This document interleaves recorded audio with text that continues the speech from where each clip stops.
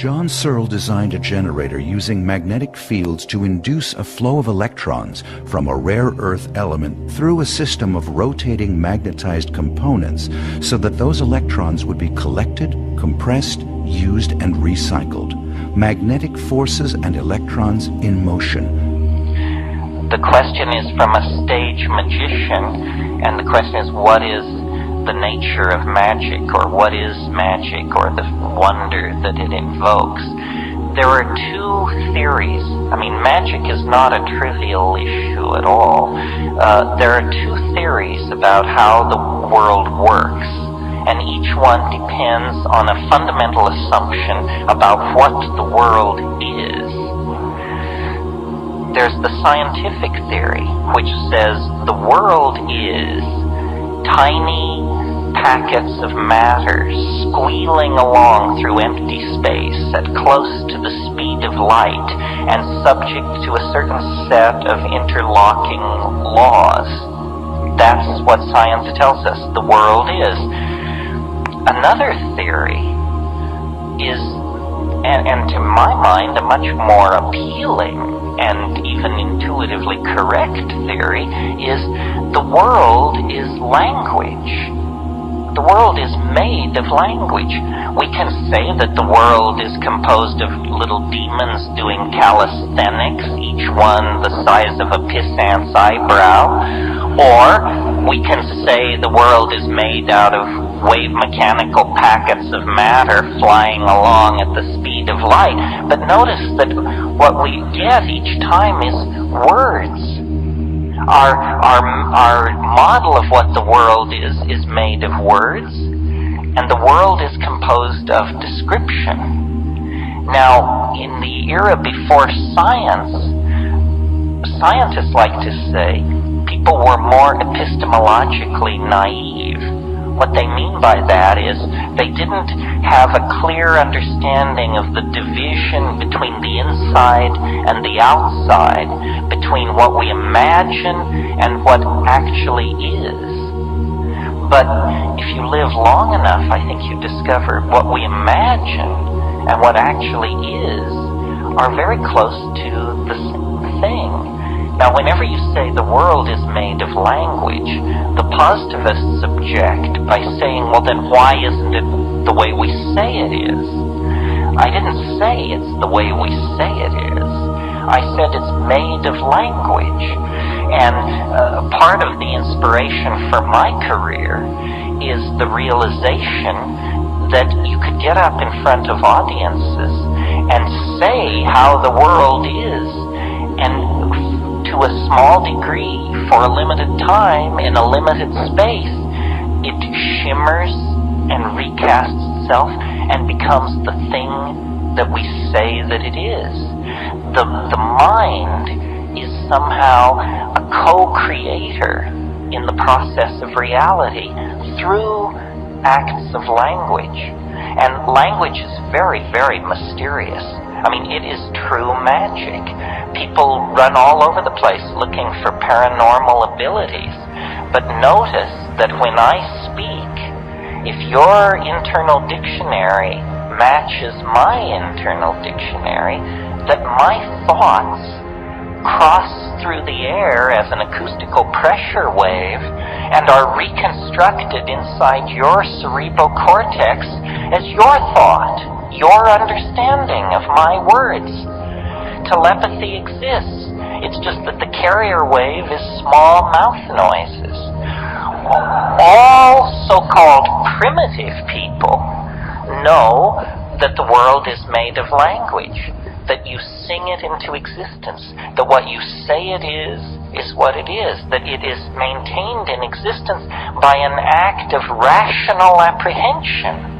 And it's only science which has taken this very weird approach and said, no, the world is somehow independent from the act of description. And this is not a situation where we have two separate points of view, both open-hearted and trying their best to work hard for you. Science carried out its analysis of nature to the point where it shot itself in the foot. Science carried out an analysis of nature that went to such depth that it discovered that nature doesn't exist except as an object of description. That there are no little objects winging their way through empty space. There is only a situation describable by multi-leveled fishy formula, and when you drop a mind into that situation, the fishy formula condenses out into a little particle which can be measured. Mind is necessary for the world to undergo the formality of existing. This is what quantum physics teaches. Unfortunately, this news has not reached the other sciences. This is a real failure on the part of science. You see, throughout the 19th century, physics was the paradigmatic science. It was the science everybody envied. It's not unusual in physics for theory and experiment to be congruent to 3 decimal points of accuracy. That just causes scientists to go wild. They love that when theory and measurement fall into congruency like that. And so everyone wanted to be like physics. Chemistry sought that, sociology, psychology, biology. Meanwhile, physics, pursuing the exploration of matter, broke through to a domain where matter ceased to be definable, ceased to even exist in any ordinary way, seemed to behave in incredibly strange ways. Time flows backward. Energy crosses barriers without ever going through them, by tunneling through them in some way. Modern biology is still afflicted with physics envy. Meanwhile, physics has gone on to a realm of such exotic and surreal uncertainty that it's at this point to the left of psychology in the precision of its metaphors. So science has undercut itself and now exists in a state of unrecognized crisis that hopefully the psychedelic experience will exacerbate to the point where this will arrive on the plate of every experimentalist and observational and observer of nature. Human beings are co-partners with deity in the project of being. This is the basis of all magic. You see, in a Christian context, magic is heresy because it implies that man can command God to act. In other words, that in some strange way, the magician compels nature to behave as the magician desires. In Hermeticism, it isn't so much put in terms of compel, but the idea is that humanity, human beings, men and women of great spiritual accomplishment are co-partners in the project of being, and that God, as it were, stepped off the stage of creation with it only 90% completed, and the rest is left in the hands of his brother. The Hermetica actually refers to humanity as the brother of God. So it's a completely different attitude toward being human. It's an empowering attitude. With power comes the potential to abuse power, because you're no longer a worm. You remember that image in Jonathan Edwards' sermon, Sinners in the Hands of an Angry God, where he says you're like a worm suspended over an abyss, held there only by the love of a merciful God, implying that if he weren't a merciful God, he'd just let go of your thread and you'd go down the tubes. Angels, once set in place, became a real problem for Christianity because they are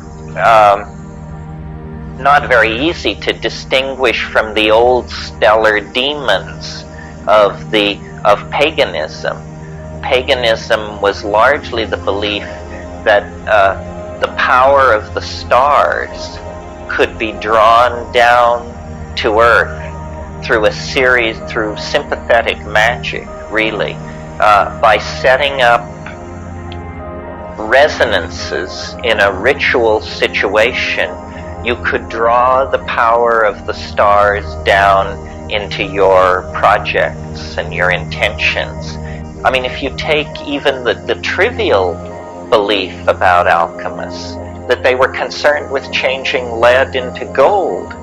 Of course, that isn't what it was about, but there were plenty of con artists running around on the periphery of these deeper scenes who were claiming they could change lead into gold.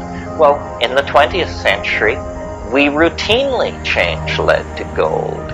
You do it with neutron bombardment in particle accelerators.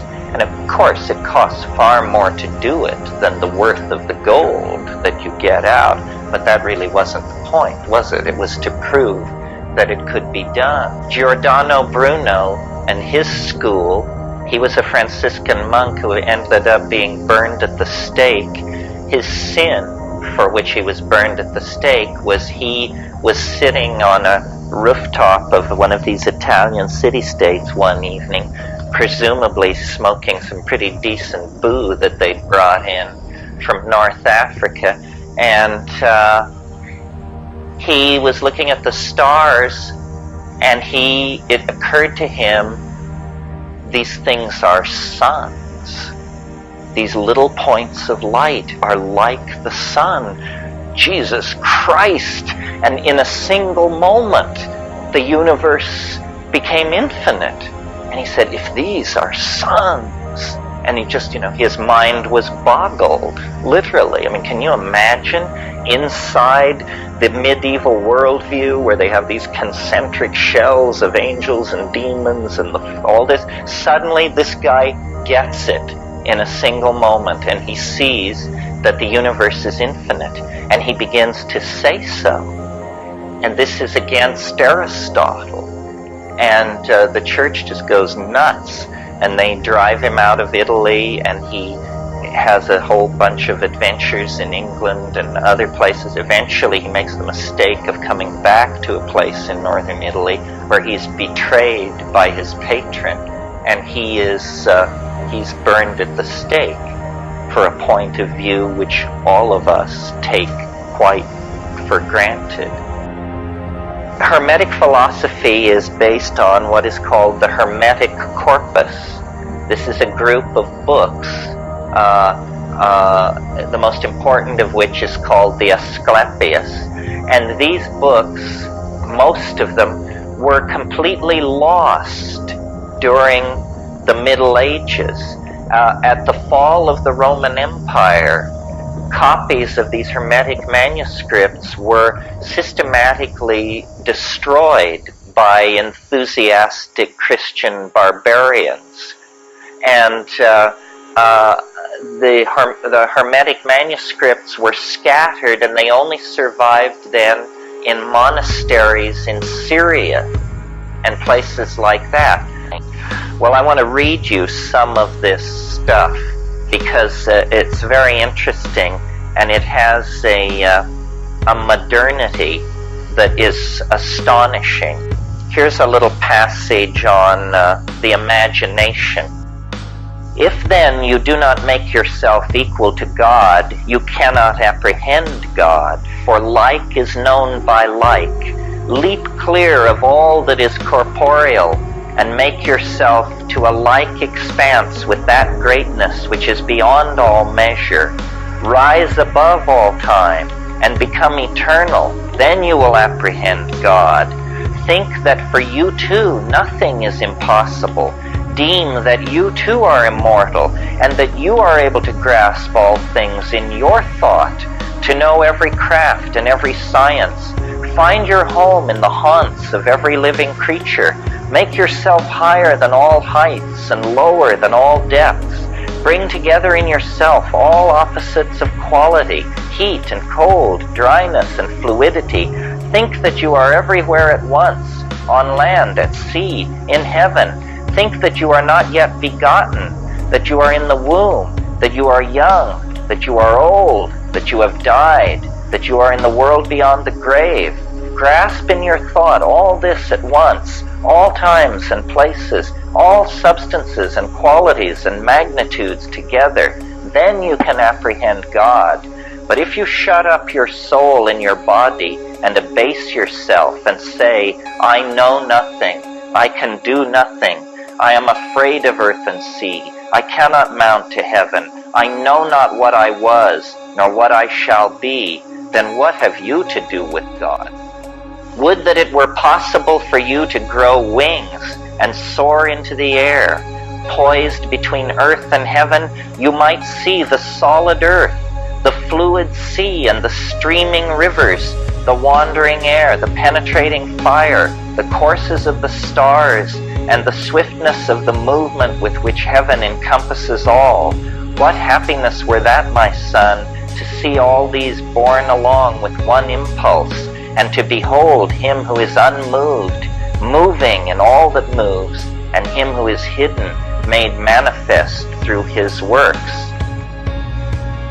But he who presents all things to us through our senses, and thereby manifests himself through all things and in all things, and especially to those to whom he wills to manifest himself.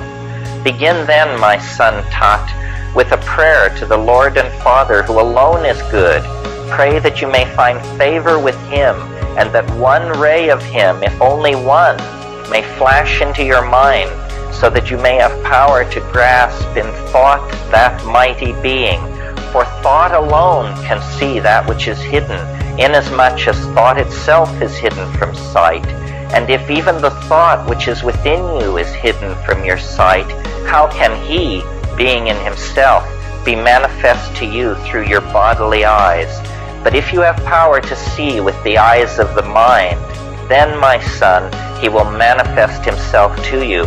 For the Lord manifests himself ungrudgingly through all the universe, and you can behold God's image with your eyes and lay hold on it with your hands.